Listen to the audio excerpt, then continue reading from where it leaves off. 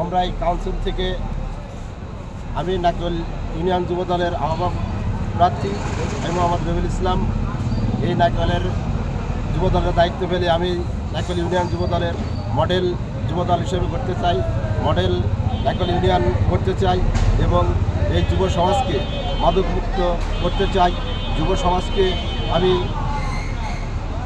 সন্ত্রাস থেকে ফিরিয়ে আনতে চাই এবং সন্ত্রাস চাঁদাবাজ থেকে মুক্ত করতে চাই এবং যুবদলকে সুসংগঠিতভাবে একটি নাকল ইউনিয়ন যুবদল করতে চাই এবং আগামীতে সংসদ জাতীয় নির্বাচনে যাতে আমাদের এই দল বিজয়ী হতে পারে এবং তারেক রহমান রাষ্ট্রীয় ক্ষমতায় আসতে পারে, এই জন্য আমাদের নাকল ইউনিয়ন যুবদলের বলিষ্ঠ ভূমিকা থাকবে।